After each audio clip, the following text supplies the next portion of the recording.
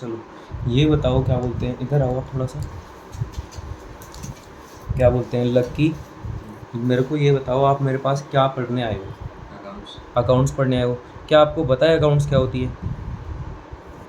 नहीं पता? अकाउंट के बारे में आपको नहीं पता? ठीक है भैया, मेरे को तो नहीं पता अकाउंट्स क्या है, आप हमें बता दो अकाउंट क्या है। अकाउंट, जैसे मान लो कि आपने ना कोई बिज़नेस स्टार्ट किया। क्या स्टार्ट किया? बिज़नेस। मान लो लकी आपने एक बिज़नेस स्टार्ट किया। कहाँ पे स्टार्ट किया? तो आपने संत नगर मार्केट में एक कपड़े की दुकान स्टार्ट करी। कहाँ पे स्टार्ट करी? संत नगर मार्केट में इन्होंने क्या स्टार्ट करी है? एक कपड़े की दुकान। संत नगर मार्केट में आपने क्या स्टार्ट करी? एक कपड़े की दुकान। अब आपको पता है आपने संत नगर मार्केट में एक दुकान स्टार्ट करी, वो भी रेंट पे लेके। दुकान कैसे स्टार्ट करी है? रेंट पे ली है या खुद की दुकान है? रेंट पे ली है। तो मान लेते हैं आपने जब बिजनेस को स्टार्ट किया तो आपने 5 लाख रुपए लगाए। कितने लगाए? 5 लाख रुपए लगा के आपने बिजनेस को स्टार्ट कर दिया। और जब आपने बिजनेस को स्टार्ट किया था तो आपने रेंट पे लिया था। अब 15 साल हो चुके हैं आपको बिजनेस करते करते। कितने साल हो चुके हैं? 15 साल बाद की सिचुएशन पता क्या है? लक्की की, किसकी? लक्की की ऑल ओवर दिल्ली मान लेते हैं 100 दुकानें हो गई। 15 साल बाद कितनी शॉप्स हो गई इसकी? 100 दुकानें हो गई। और 100 की 100 खुद की हैं। 100 की 100 पहले इनकी खुद की थी या रेंट पे थी? पहले रेंट पे थी, और अभी 100 की 100 क्या है? खुद की हैं। मान लो एक इनकी दुकान पे, कितनी दुकान पे? एक दुकान पे 20 बंदे काम करते हैं, तो 100 दुकान पे 2000 एम्प्लॉय काम करते हैं। कितने एम्प्लॉय काम करते हैं? अब इन 2000 एम्प्लॉय की ये सैलरी पे करते होंगे, वेजेस पे करते होंगे, उनको बोनस देते होंगे, है ना, उनको इंसेंटिव देते होंगे, कितने सारे कस्टमर होंगे, सेल करते होंगे, परचेज करते होंगे, कमीशन पे करते होंगे, कमीशन रिसीव करते होंगे, रेंट पे करते होंगे, रेंट रिसीव करते होंगे। इतनी सारी ट्रांजैक्शंस क्या इनको डेली बेसिस की याद रहने वाली हैं या ये भूल जाएंगे? आपको लगता है इतनी सारी बातें हमको याद रहेंगी? बिल्कुल नहीं। अरे आप बाकी सब हटाओ, इनको तो ये भी याद नहीं होगा इन्होंने 25 मार्च को खाया क्या था। बताओ कि आपको याद है 25 मार्च को आपने क्या खाया था? नहीं याद है ना? तो जब खाया पिया याद नहीं रहता तो हमने किसको कितने पैसे दिए, किससे कितने पैसे लिए, ये बातें हमें कहाँ याद रहने वाली हैं। इन बातों को हम भूल ना जाएं, इसलिए इनको कहीं ना कहीं पर हमें रिकॉर्ड करना पड़ेगा। भैया यार रिकॉर्ड करने की क्या जरूरत है? भूल गए तो भूल गए, इसमें दिक्कत क्या है? देखो गौरव, अगर आप भूल गए ना तो पता क्या होगा, कुछ एम्प्लॉइज तेज तर्रार होंगे जो अपनी सैलरी 2-2 बार लेके जाएंगे, और कुछ लोग सीधे साधे होंगे, जेंटलमैन टाइप होंगे, उनको आप एक भी बार सैलरी नहीं पे करोगे। किसी को फालतू में फायदा ना हो, किसी को फालतू में घाटा ना हो, इसलिए आप इन बातों को कहीं ना कहीं पर रिकॉर्ड कर लो। आरी बात समझ में? बिजनेस की एक्टिविटीज को हम कहीं ना कहीं पर क्या करते हैं? रिकॉर्ड करते हैं। बिजनेस की एक्टिविटीज को जहां पर रिकॉर्ड करते हैं उस जगह का नाम अकाउंट है।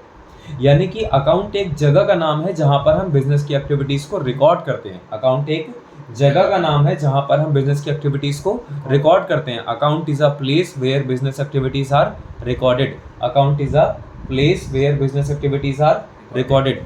अब भैया अकाउंट तो एक प्लेस का नाम है, अकाउंट तो एक जगह का नाम है जहां पर हम बिजनेस की एक्टिविटीज को रिकॉर्ड करते हैं। फिर ये अकाउंटिंग क्या होती है? फिर ये अकाउंटिंग क्या होती है? पहले मेरे को ये बताओ, क्या बोलते हैं, क्या नाम आपका? लकी। ये बताओ अकाउंट क्या है? अकाउंट एक जगह का नाम है, प्लेस का नाम है जहां पर हम बिजनेस की एक्टिविटीज को रिकॉर्ड करते हैं। और जिस भाषा में रिकॉर्ड करते हैं, जिस भाषा में, भाई रिकॉर्डिंग करने के लिए कोई ना कोई तो हिंदी इंग्लिश कोई तो यूज लैंग्वेज होती होगी जिस लैंग्वेज में रिकॉर्ड करते हैं। जिस भाषा में रिकॉर्ड करते हैं उस भाषा का नाम अकाउंटिंग है। जिस भाषा में रिकॉर्ड करते हैं उस भाषा का नाम क्या है? अकाउंटिंग है। अब आप कहोगे भैया यार आप झूठ वूठ मत बोलो, कुछ भी बोले जा रहे हो आप। मैंने कहा क्या हो गया, मैंने ऐसा झूठ क्या बोल दिया? अब आप बोलोगे भैया आप बोल रहे हो कि जिस भाषा में रिकॉर्ड करते हैं उस भाषा का नाम अकाउंटिंग है, और इसमें कहीं भी मेरे को अकाउंटिंग तो दिख नहीं रही, हर जगह इंग्लिश लिखी हुई है। हर जगह क्या लिखी हुई है?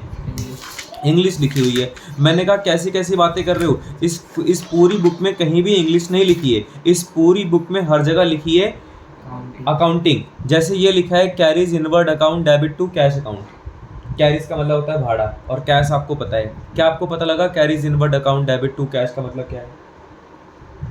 हाँ, नहीं पता लगा। ये बताओ गौरव, आपने झोई भात खाया है? आपने खाया झोई भात, है ना? आपने खाया झोई भात, आपने खाया झोई भात। मैंने जो सवाल आपसे पूछा वो हिंदी में पूछा या इंग्लिश में पूछा? हिंदी में पूछा या इंग्लिश में पूछा? ना हिंदी में था ना इंग्लिश में था, ये पहाड़ी लैंग्वेज में सवाल था। आरिवासन में किसी नॉन पहाड़ी से पूछ के देखो जोई भात का है, वो मना कर देगा। क्यों मना कर देगा? कि उसको पता नहीं चलेगा कि जोई भात का मतलब क्या होता है। जोई भात का मतलब क्या होता है? कड़ी चावल। आरिवासन में वो आपको लग जरूर रहा है कि मैं हिंदी में सवाल पूछ रहा हूँ, पर वो हिंदी नहीं है, वो पहाड़ी लैंग्वेज है आदिवासी में। इसलिए आपको लग जरूर रहा होगा ये इंग्लिश लिखी हुई है, पर इंग्लिश नहीं है, ये पहाड़ी लैंग्वेज नहीं है, अकाउंटिंग है। ये क्या है? अकाउंटिंग है, बिजनेस की लैंग्वेज है। अकाउंट तो एक जगह का नाम है जहां पर हम बिजनेस की एक्टिविटीज को रिकॉर्ड करते हैं, और जिस भाषा में रिकॉर्ड करते हैं उस भाषा का नाम अकाउंटिंग है। Account is a place where business activities are recorded. The language in which business activities are recorded is known as accounting.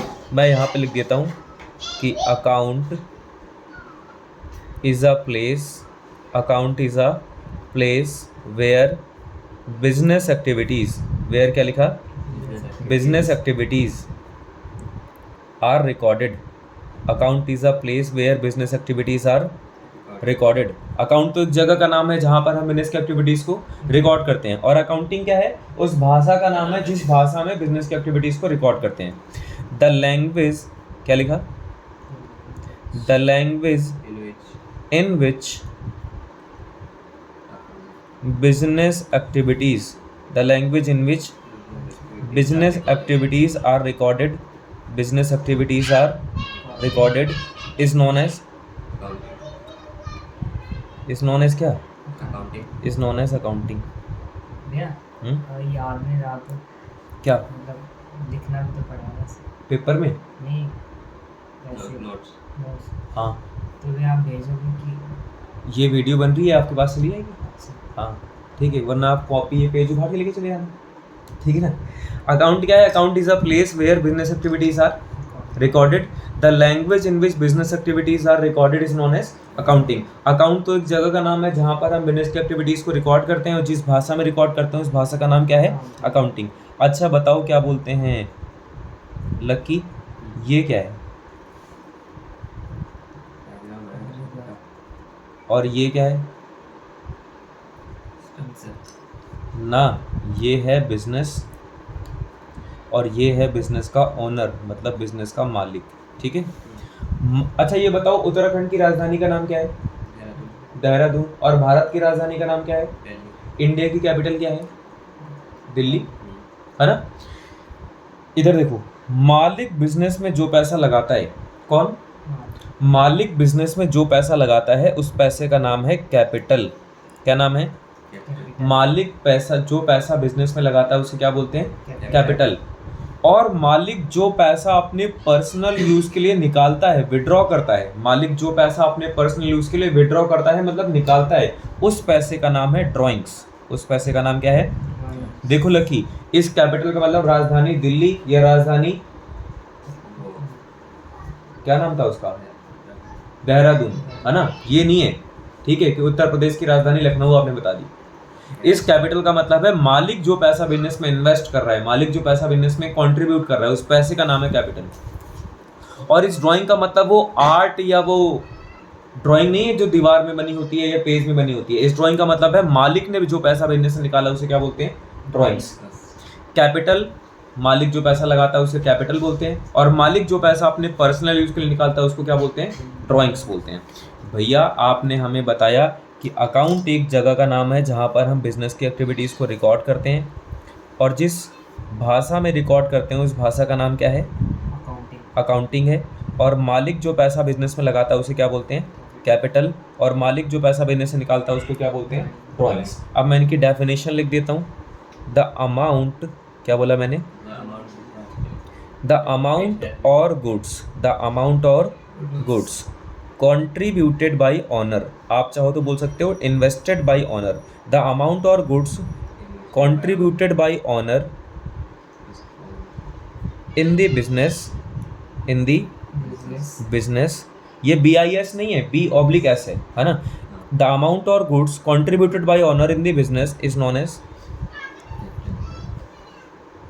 as capital। अच्छा जब आप पेपर में जाओगे तो बिजनेस की फुल फॉर्म लिखनी पड़ेगी, पता लगा आप B/S लिख के आ रहे हो, फिर नंबर कट गया, फिर बोलोगे भैया आपने सिखाया था, ठीक है। फुल फॉर्म लिखनी है, ठीक है। अच्छा ड्राइंग्स क्या होता है भैया? अरे मालिक जो पैसा लगाता है उसको कैपिटल बोलते हैं, तो जो पैसा निकालता है उसको क्या बोलेंगे? ड्राइंग्स बोलेंगे। तो मैंने यहाँ पे लिख दिया द अमाउंट और गुड्स द अमाउंट और withdrawn by the amount or goods withdrawn by owner the amount or goods withdrawn by owner for his personal use is known as क्या is known as drawings। बताओ जरा क्या बोलते हैं lucky. Account क्या है? Account एक जगह का नाम है जहाँ पर हम बिजनेस की एक्टिविटीज़ को रिकॉर्ड करते हैं। जिस भाषा में रिकॉर्ड करते हैं उस भाषा का नाम अकाउंटिंग है। मालिक पर जो पैसा बिजनेस में लगाता है उसको कैपिटल बोलते हैं और मालिक जो पैसा बिजनेस से निकालता है उसको ड्राइंग्स बोलते हैं। भैया ये 4 के 4 वर्ड हमको क्लियर हैं। क्या इसमें और भी कुछ है? अभी तो शुरू ही कहाँ हुआ है, अभी तो यही है सब, है ना। अब एक चीज़ होती है ट्रांजैक्शंस। क्या होती हैं बोलो भैया? ये ट्रांजैक्शंस क्या होती हैं हमें बताओ तो सही। एक होती हैं ट्रांजैक्शंस और एक होते हैं इवेंट्स। एक होती हैं ट्रांजैक्शंस से क्या होते हैं भैया? ट्रांजैक्शन क्या होती है, इवेंट्स क्या होते हैं, हमें बताओ। जैसे मान लो कि आपने ना एक चीज़ खरीदी। क्या खरीदी? मान लो ये बुक आपने खरीदी। कितने रुपए की? मान लो ये बुक आपने 100 रुपये में खरीद ली। कितने में खरीद ली? तो जो आपने बुक 100 रुपये की खरीदी है ना, ये एक ट्रांजैक्शन है। ये क्या है? ट्रांजैक्शन है भैया। ये ट्रांजैक्शन है। ट्रांजैक्शन मतलब, अरे ट्रांजैक्शंस का मतलब होता है लेन देन। क्या मतलब होता है? तो जब आपने बुक ली तो आपके पास क्या आया? बुक आई। और क्या गया? बुक आ रही है, कैश जा रहा है, लेन देन। बुक ले रहे हैं, कैश दे रहे हैं, लेन देन हो रहा है, ट्रांजैक्शन हो रही है। अच्छा, यही जो बुक आपने 100 रुपये में परचेज करी थी, आपने किसी को इसको 500 पर बेच दी। कितने पर बेच दी? 500 में। तो जो आपने बुक 500 की सेल कर दी, कितने की सेल कर दी? ये भी एक लेन देन है। अब इस बार आप ले रहे हो पैसे, दे रहे हो कैश। क्या ले रहे हो भाई? आपने बुक सेल करी है कि परचेज करी है? सेल करी है। परचेज तो आपने 100 रुपये में करी थी और सेल आपने कितने पे करी है? 500 की। 500 की सेल कर रहे हो कि परचेज कर रहे हो? सेल कर रहे हो। कितने की सेल कर रहे हो? तो बुक जा रही है और कैश आ रहा है। कैश आ रहा है, बुक जा रही है, तो ये भी एक लेन देन है। लेन देन ट्रांजैक्शन है भैया। ट्रांजैक्शन होती क्या है यार? सेल परचेज ट्रांजैक्शन होती है क्या? अरे दो पार्टीज के बीच में जो एक्सचेंज होते हैं, दो पार्टीज के बीच में जो अदला बदली होती है, उसी का नाम ट्रांजैक्शन है। उसी का नाम क्या है? Exchange between two parties are known as transactions. Exchange between two parties are known as transactions. अच्छा एक बात बताओ, आपने बुक कितने पे खरीदी थी? 100 रुपये में। और कितने पर बेची है? 500 में। बुक कितने पर खरीदी? 100 रुपये में। और कितने पर बेची? 500 में। 100 की बुक ली और 500 पर 100 की बुक ली और 500 पर बेच दी। कितने का फायदा हुआ? 400 रुपये का या 400? कितने का फायदा हुआ? आपने बुक खरीदी कितने में? 100 और बेची कितने में? ज़्यादा या कम? कितना ज़्यादा? 400 रुपये का ज़्यादा। 400 रुपये फायदा या घाटा? फायदा। प्रॉफिट या लॉस? जो प्रॉफिट हुआ वो इवेंट्स है भैया। अगर हम कम पर बेचते, मान लो 80 पर बेचते तो 20 का नुकसान होता, तो क्या वो भी इवेंट्स होता है? चाहे प्रॉफिट हो चाहे लॉस हो, उसे इवेंट्स ही बोलेंगे। हाँ। Exchange between two parties are known as transactions. Results of transactions are known as events. Exchange between two parties are known as transactions. Results of transactions are known as events. दो parties के बीच में जो exchange होते हैं उन्हें क्या बोलते हैं? ट्रांजैक्शन। और जो उनके रिजल्ट्स निकल के आते हैं उन्हें क्या बोलते हैं? इवेंट्स। क्या बोला मैंने? Exchange between. क्या बोला मैंने? Exchange between two parties. Exchange between two parties are known as क्या? Are known as transactions. Exchange between two parties are known as transactions. और इवेंट्स क्या होते हैं? Results of transactions. क्या बोला मैंने? Results of transactions are known as events. Exchange between two parties are known as transactions. Results of transactions are known as events. ठीक है। अब तक मैंने आपको कितने वर्ड्स क्लियर कर दिए? कितने वर्ड क्लियर कर दिए? 6 वर्ड समझाए, 6 शब्द मैंने आपको अकाउंटिंग के समझाए हैं कि भाई अकाउंट एक जगह का नाम है जहाँ पर हम बिजनेस की एक्टिविटीज़ को रिकॉर्ड करते हैं। जिस भाषा में रिकॉर्ड करते हैं उस भाषा का नाम अकाउंटिंग है। मालिक बिजनेस में जो पैसा लगाता है उसको कैपिटल बोलते हैं और मालिक बिजनेस से जो पैसा निकालता है उसको ड्राइंग्स बोलते हैं। एक्सचेंज बिटवीन टू पार्टीज़ को ट्रांजैक्शंस बोलते हैं और रिजल्ट्स ऑफ ट्रांजैक्शंस को इवेंट्स बोलते हैं। अब जरा मैं आपको एक चीज़ समझाता हूँ जिसका नाम है गुड्स। क्या नाम है बोलो गुड्स भैया। गुड्स क्या होते हैं? अरे गुड्स को वस्तु बोलते हैं या फिर सामान बोलते हैं। वस्तु बोलते हैं या फिर सामान क्या होते हैं यार? वस्तु और सामान तो भैया ठीक है, अगर पेपर में आएगा तो क्या लिखेंगे, वस्तु या फिर सामान है। ये गुड्स हैं, गुड नहीं। पता लगा, अच्छा लिख के आ जाओ, ठीक है। ये गुड्स हैं भैया। गुड्स होते क्या है? कोई भी वस्तु या फिर कोई भी सामान, उसे हम गुड्स बोलते हैं। जैसे गौरव, ये लकी, आप अपने 4 दोस्तों के नाम बताओ जिन्होंने कॉमर्स लिए पर वो मेरे पास पढ़ने नहीं आते। उन 4 दोस्तों के नाम बताओ, जल्दी से बताओ। अंकित, सोएब अंकित के बाद सोएब सोहेल, सोएब सोएब सोएब, रोहित सोएब, रोहित और अमित। ये आपके 4 दोस्त हैं जिन्होंने कॉमर्स ले रखी है पर वो मेरे पास पढ़ने नहीं आते, ठीक है। तो जैसे आपको पता है अभी ये लक्की ने बिजनेस स्टार्ट किया था सन्नगर में। किस चीज़ का बिजनेस स्टार्ट किया था? कपड़ों का। किस चीज़ का बिजनेस स्टार्ट किया था? कपड़ों की दुकान स्टार्ट करी थी। तो इनके लिए कपड़े गुड्स हैं। इनके लिए कपड़े क्या हैं? इनका एक दोस्त है अंकित। अंकित ने मान लो जूते चप्पल की दुकान खोली हुई है सन्नगर में, तो उसके लिए जूते चप्पल क्या है? गुड्स हैं। इन्हीं का दोस्त शोएब है, मान लो उसका बाइक का शोरूम है, तो उसके लिए बाइक्स क्या हैं? गुड्स हैं। इन्हीं का दोस्त रोहित है, रोहित का मान लो कार का शोरूम है, तो उसके लिए कार क्या है? गुड्स हैं। इन्हीं का दोस्त अमित है। कौन है?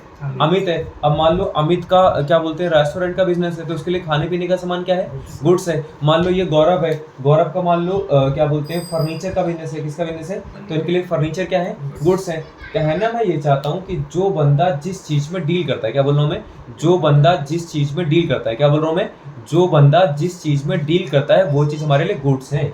जो बंदा जिस चीज में डील करता है वो चीज हमारे लिए गुड्स हैं। और मैं आपको बता दूं आपकी जानकारी के लिए, गुड्स होते हैं 2 तरीके के।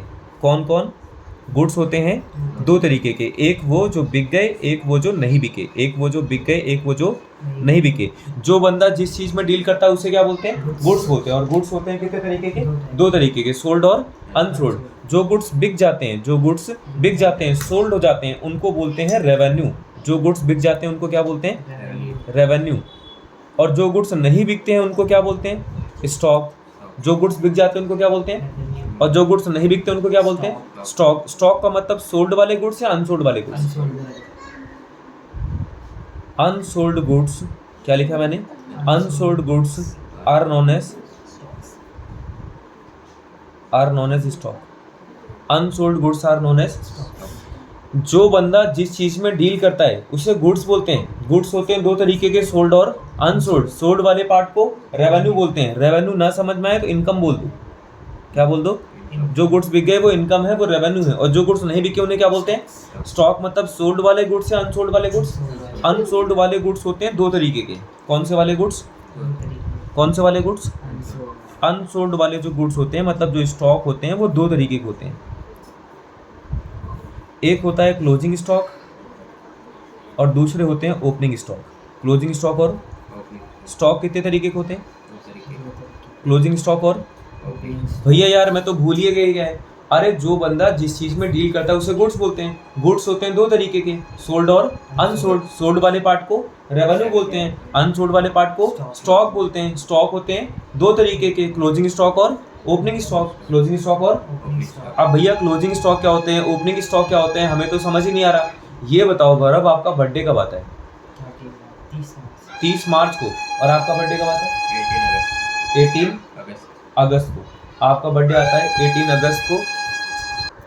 अच्छा, आपका बर्थडे कब आता है? 18 अगस्त को। आपका आता है मार्च को। आप दोनों जानबूझ के तो पीछे नहीं बोल रहे कि निकल गई डेट, अब तो पार्टी नहीं देनी पड़ेगी। या आपका सच्ची में पीछे आता है? आपका मतलब सही वाला बोल रहे हो ना आप? ठीक है, मान लेते हैं आज 18 अगस्त है। आज क्या है? 18 अगस्त है। और आज इनका बर्थडे है। आज इनका क्या है?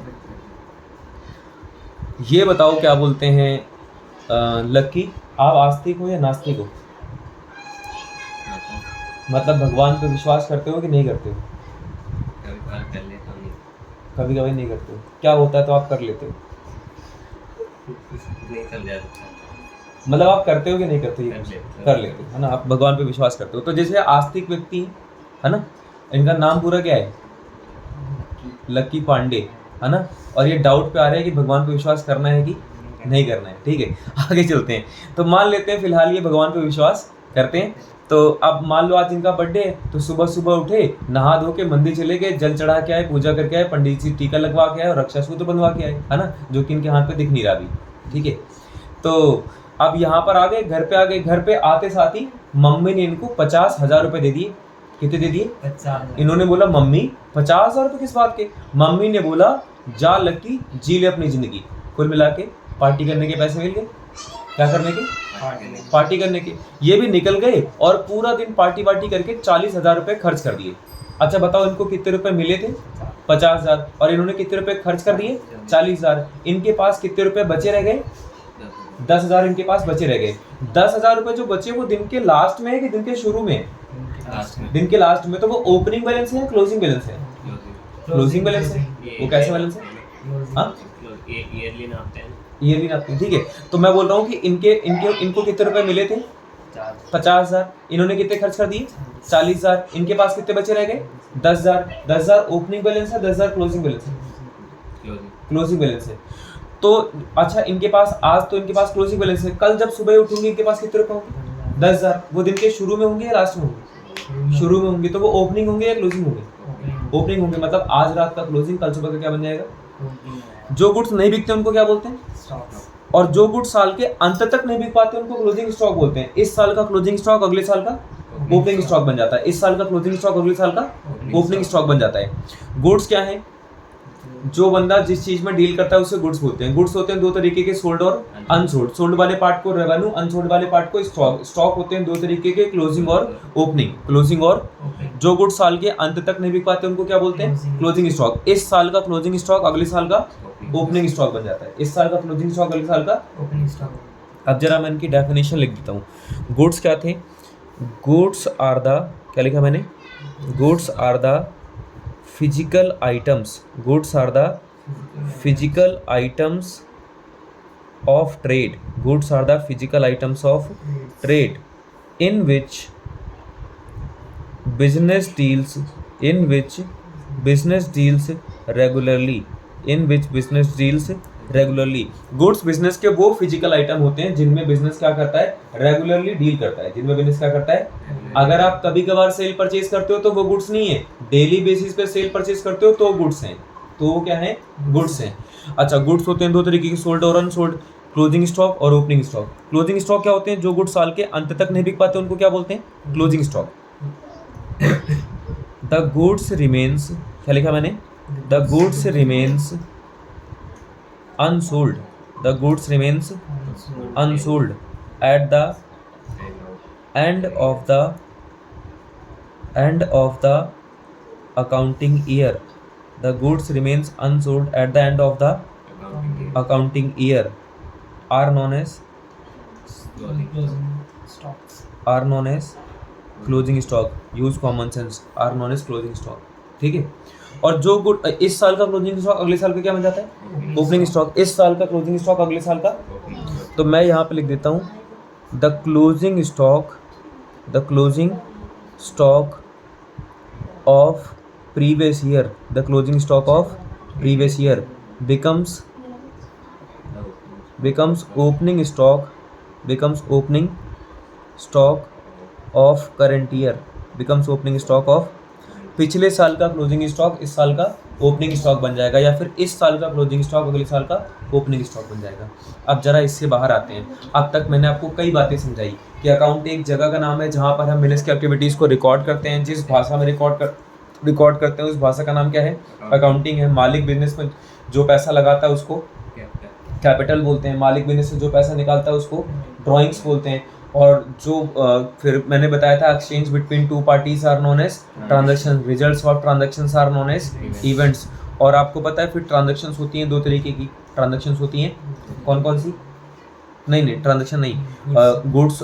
जो बंदा जिस चीज़ में डील करता है उसे क्या बोलते हैं? गुड्स। गुड्स होते हैं दो तरीके के, सोल्ड और अनसोल्ड। सोल्ड वाले पार्ट को रेवेन्यू बोलते हैं, अनसोल्ड वाले पार्ट को स्टॉक बोलते हैं। स्टॉक होते हैं दो तरीके के, क्लोजिंग और ओपनिंग। जो गुड्स साल के अंत तक नहीं बिक पाते उनको क्या बोलते हैं? Closing stock. इस साल का क्लोजिंग अगले साल का ओपनिंग स्टॉक बन जाता है। अब जरा आपको समझाते हैं कि लायबिलिटीज़ क्या होती हैं। क्या समझाते हैं बोलो? क्या आपको पता है लायबिलिटी क्या होती है? लायबिलिटी का मतलब होता है कर्जा। कौन सा जा? कर्जा। भैया कर्जा क्या होता है? लायबिलिटीज़ क्या होती हैं? लायबिलिटी का मतलब, कर्जा का मतलब ऐसा पैसा जो आपने किसी से लिया तो है लेकिन अभी तक वापस नहीं किया। ऐसा पैसा जो आपने किसी से लिया तो है लेकिन अभी तक वापस नहीं किया। भैया अगर मान लो मैंने किसी से कर्जा लिया और वो कर्जा मैंने वापस कर दिया, तो बताओ क्या होगा? अरे कर्जा लिया और कर्जा वापस कर दिया तो फिर कर्जा बचा ही नहीं ना। कर्जा कब तक है? जब तक आपने वापस नहीं किया। जब तक आपने वापस और वापस कर दिया तो कर्जा खत्म, वापस कर दिया तो कर्जा खत्म। तो लायबिलिटीज का मतलब क्या होता है? ऐसा पैसा जो किसी को देना है लेकिन दिया नहीं है। ऐसा पैसा जो किसी को देना है लेकिन दिया नहीं है। तो मैं इसकी डेफिनेशन लिख रहा हूँ, द अमाउंट, दिया है कि लिया? दिया है मतलब लिया है। The amount payable by the business. Payable लिखा है कि पेड लिखा है? पेबल लिखा है कि पेड लिखा है? पेबल, पेबल मतलब देना है लेकिन दिया नहीं है। Amount payable by the business, amount payable by the business to anyone, amount payable by the business to anyone is known as, liability. Is known as liability. जो पैसा किसी को भी देना होता है उसे क्या बोलते हैं? लायबिलिटी बोलते हैं। और बताओ जरा लायबिलिटीज कितने तरीके की होती हैं? 2 तरीके की। लायबिलिटीज कितने तरीके की होती हैं? क्या आपको पता है लायबिलिटीज कितने तरीके की होती हैं? 2 तरीके की। कितने तरीके की? जो पैसा किसी को देना है लेकिन दिया नहीं है वो तो लायबिलिटी है। और लायबिलिटी होती है 2 तरीके की। लायबिलिटी होती है 2 तरीके की। एक होती है इंटरनल लायबिलिटी। कौन सी लायबिलिटी होती है? Internal liability. और दूसरी कौन सी होती है? External liability. इंटरनल लायबिलिटी और बोलो भैया यार, ये इंटरनल लायबिलिटी क्या होती है, एक्सटर्नल लायबिलिटी क्या होती है, बताओ तो हमें। मैंने कहा लायबिलिटी क्या होती है, आपको समझ में आया? जो पैसा किसी को देना है लेकिन दिया नहीं है वो लायबिलिटी है। जो पैसा किसी को देना है लेकिन दिया नहीं है वो, जो पैसा किसी को भी देना होता है उसे लायबिलिटी बोलते हैं। और जो पैसा मालिक को देना होता है उसको इंटरनल लायबिलिटी बोलते हैं। और जो पैसा बाहर वालों को देना होता है उसको एक्सटर्नल लायबिलिटी बोलते हैं। जो पैसा किसी से भी लिया है, एनीवन से लिया है, वो लायबिलिटी है। और जो पैसा मालिक से लिया है वो इंटरनल लायबिलिटी है। और जो पैसा बाहर वालों से लिया है वो, जो पैसा किसी को भी देना है वो लायबिलिटी है। जो पैसा मालिक को देना है वो इंटरनल लायबिलिटी है। जो पैसा बाहर वालों को देना है वो एक्सटर्नल लायबिलिटी। जैसे ही आप समझ जाते हो ना तो आपको 2 बातें और समझनी होती हैं कि एक्सटर्नल लायबिलिटी भी 2 तरीके की होती है। कौन सी लायबिलिटीज? एक्सटर्नल लायबिलिटी भी 2 तरीके की होती है। एक होती है करंट लायबिलिटी, बोलो कौन सी लायबिलिटी? और दूसरी होती है नॉन करंट लायबिलिटी। कौन कौन सी? करंट लायबिलिटी और नॉन करंट लायबिलिटी। भैया यार मेरे को ना समझ नहीं आ रही है करंट लायबिलिटी क्या है, नॉन करंट लायबिलिटी क्या है। मैंने कहा शुरू से समझो। जो पैसा किसी को भी देना है उसे लायबिलिटी बोलेंगे। जो पैसा मालिक को देना है उसको इंटरनल लायबिलिटी बोलेंगे। जो पैसा बाहर वालों को देना है उसको एक्सटर्नल लायबिलिटी बोलेंगे। और जो कर्जा 1 साल के अंदर भरना है, जो कर्जा 1 साल के अंदर भरना है उसको करंट लायबिलिटी बोलेंगे। और जो कर्जा 1 साल के बाद भरना है उसको नॉन करंट लायबिलिटी बोलेंगे। अब मैं जरा इनकी डेफिनेशन लिखता हूँ। पहले इसकी डेफिनेशन देखो। Amount payable by the business to anyone, यहाँ पर एनीवन की जगह ऑनर लिखना है। क्या लिखना है? तो यहाँ पे लिखोगे द अमाउंट, क्या लिखोगे? Payable by the business, the amount payable by the business to owner, the amount payable by the business to is known as आगे मैंने डेड डैश कर दिया। इज नोन एज क्या लिखोगे? Internal liability. अच्छा बोलो एक्सटर्नल क्या होंगी? बोलो ना, डेफिनेशन बोलो। The amount payable by the business to outsider, the amount payable by the business to is known as external liability. ठीक है। जो पैसा किसी को भी देना है उसको लायबिलिटी, जो मालिक को देना है वो इंटरनल, जो बाहर वालों को देना है वो इंटरनल लायबिलिटी का दूसरा नाम है इनसाइडर लायबिलिटी। इंटरनल लायबिलिटी का दूसरा नाम क्या है? और एक्सटर्नल लायबिलिटी का दूसरा नाम है आउटसाइडर लायबिलिटी। आप नाम याद रखना, इनसाइडर लायबिलिटी और आउटसाइडर लायबिलिटी। अगर ना ये बात समझ में तो लिख लेना। इंटरनल लायबिलिटी का दूसरा नाम क्या है? Insider liability. और एक्सटर्नल लायबिलिटी का दूसरा नाम क्या है? Outsider liability. आउटसाइडर लायबिलिटी या फिर एक्सटर्नल लायबिलिटी 2 तरीके की होती है, करंट और नॉन करंट। जो कर्जा 1 साल के अंदर देना है वो करंट लायबिलिटी है। और जो कर्जा 1 साल के बाद देना है वो नॉन करंट लायबिलिटी है। तो करंट लायबिलिटी में मैं लिख रहा हूँ द अमाउंट, क्या लिखा मैंने? The amount payable by the business, the amount payable by the business within an accounting year, the amount payable by the business within an accounting year are known as current liability, ठीक है। और इसमें क्या बोलोगे, after an accounting year, वैसी definition लिखनी है, the amount payable by the business, within payable by the business after an accounting year, after an accounting year are known as non current liability. अच्छा बताओ, इंटरनल लायबिलिटी का दूसरा नाम क्या था, इनसाइडर लायबिलिटी, और एक्सटर्नल का दूसरा नाम क्या था, और करंट लायबिलिटी का दूसरा नाम होता है शॉर्ट टर्म लायबिलिटी, और नॉन करंट लायबिलिटी का दूसरा नाम होता है लॉन्ग टर्म लायबिलिटी। करंट का दूसरा नाम क्या है, और नॉन करंट का दूसरा नाम क्या है, लॉन्ग टर्म। आज आपको इतना ही पढ़ा के छोड़ देते हैं, ठीक है।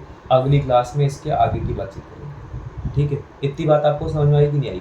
मैंने आज आपको ये समझाने की कोशिश करी, क्या बोलते हैं गौरव, कि अकाउंट एक जगह का नाम है जहाँ पर हम बिजनेस की एक्टिविटीज़ को रिकॉर्ड करते हैं, और जिस भाषा में रिकॉर्ड करते हैं उस भाषा का नाम क्या है, अकाउंटिंग।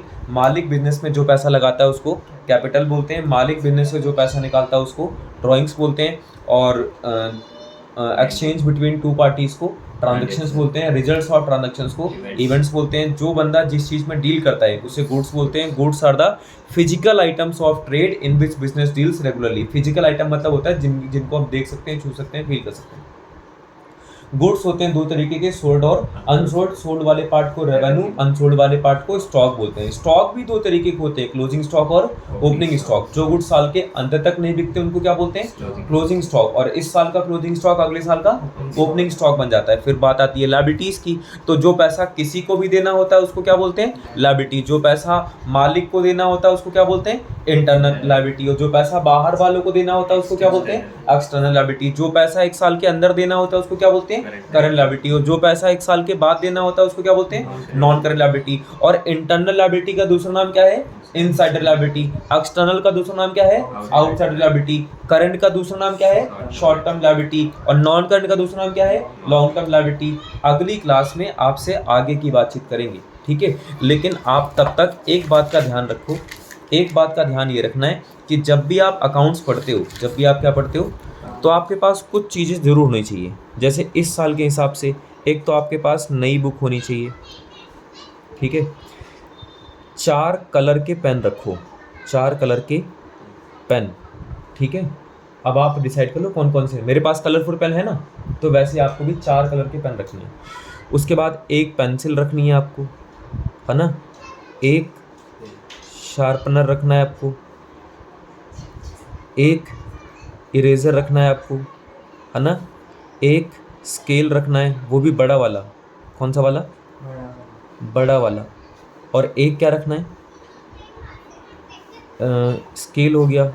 और एक कंपास रख रहे, कंपास समझ गए ना वो, हाँ, वो गोला बनाने वाला, ठीक है ना। एक वो रखना है। इतनी सारी चीज़ें आपके पास जरूर होनी चाहिए। ये मस्ट वाली चीज़ें हैं जो एक अकाउंट्स वाले बच्चे के पास तो जरूर होनी चाहिए, ठीक है। आज की क्लास को यहीं पर समाप्त करते हैं, ठीक है।